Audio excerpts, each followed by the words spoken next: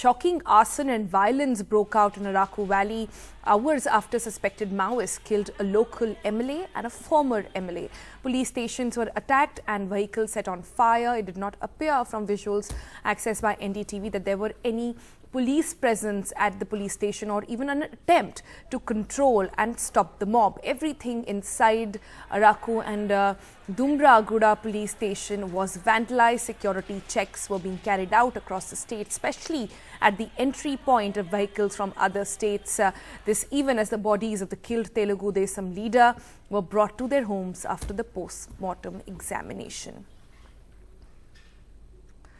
All right, we can go across to Uma Sudhir to bring us the latest on this. Uma, troubling news there, and those visuals very telling. You've also been reporting that there was no police presence at all in these areas. Two questions really. One, what was the trigger behind the attack on these MLAs? And second, why was the police not present there?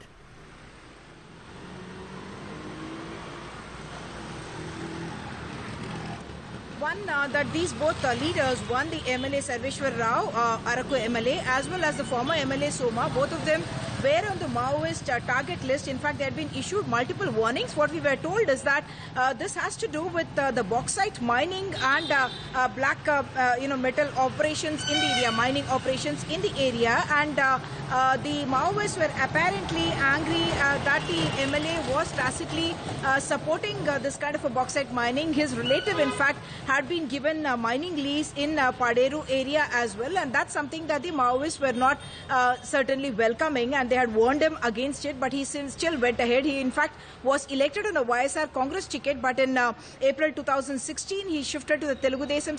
Subsequently he was made the government whip, and with these licensing and illegal mining activity that he was seen to have been encouraging, or at least the Maoists suspected that, that's the reason we understand he may have been targeted. Second is that this also happens to be a time when September 21 to 28 is when they were observing the Maoist formation day, and that's one reason why the police there said that we were in fact very careful, and we had warned many of these politicians to inform us about going into many of these agency areas.